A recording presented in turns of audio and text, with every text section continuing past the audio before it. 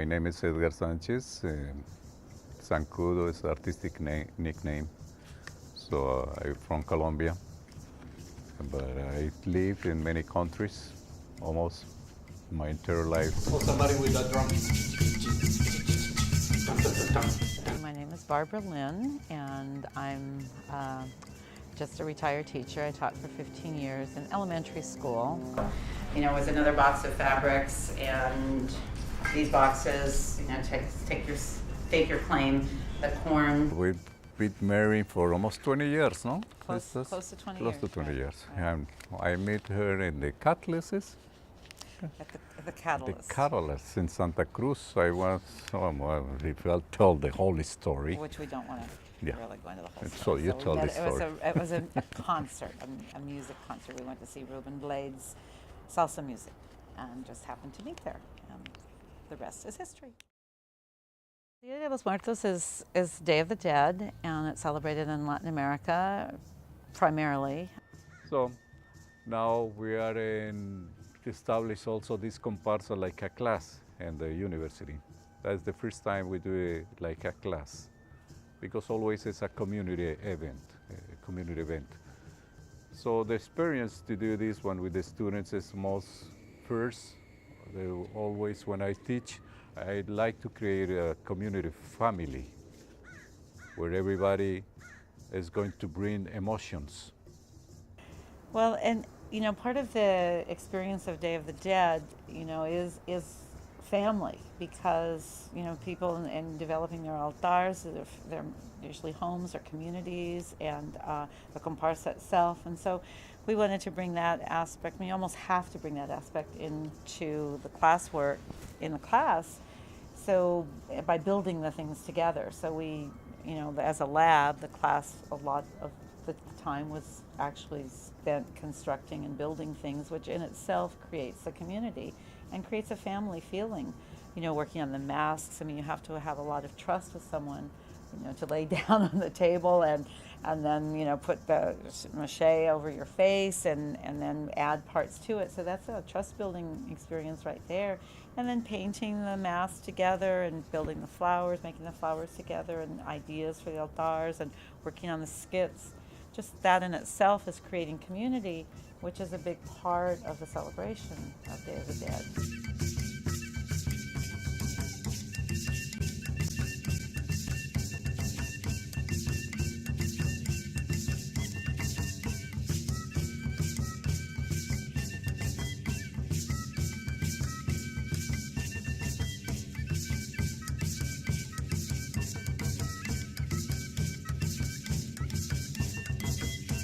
And we both recognize each other's strengths and weaknesses, and we, you know, as in a relationship, we work around those, and in the classroom, we do the same thing.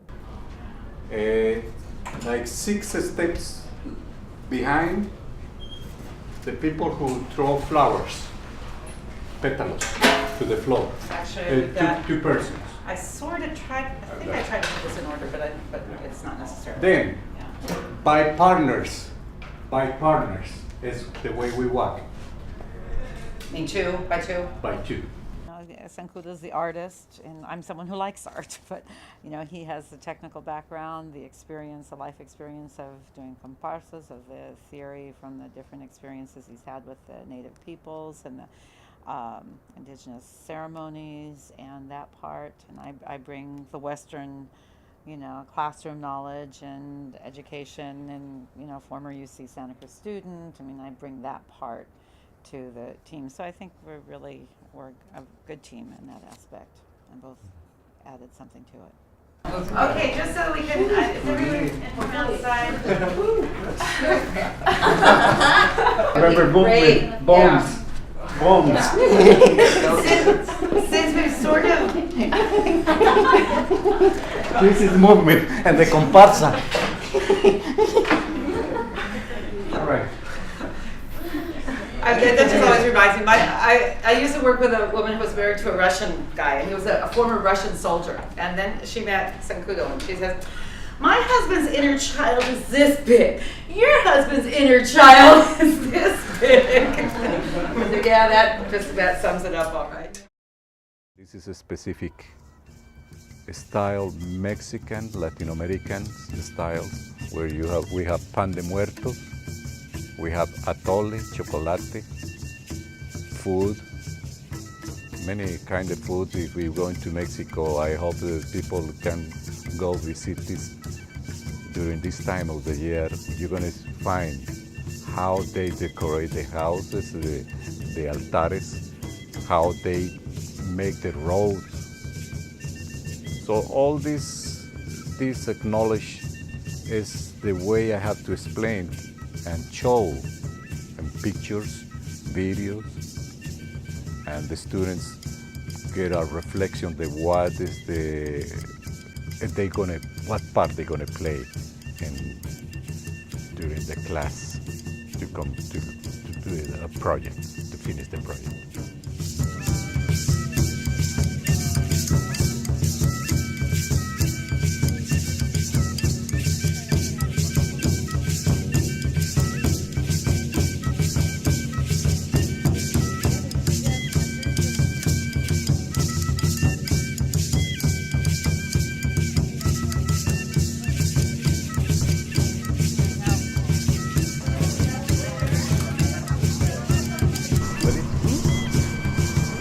Go watch your face.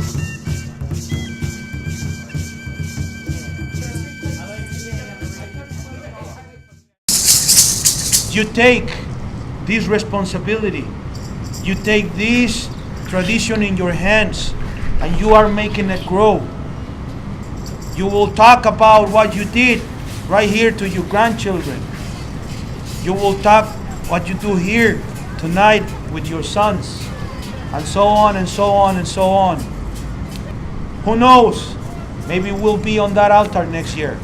Nobody knows. But that's why we have to take it with that respect. We have to take it really serious, because death is something that can happen around the corner. We sleep tonight, we don't know if we're going to wake up. In our tradition, we said that we are carrying our dead until it's the time to switch, and she is carrying us. Death is not something to be feared. It's just as natural as being alive, you know, and that's important. We have a place here on earth, and in the Anglo culture, I think we tend to not want to talk about it, and it's scary. And the thing that I really like about the Latin American Day of the Dead celebration is that it isn't scary. It's something that, you know, children should know from the day they're born, from very young, that that's just what happens. That's part of the life cycle.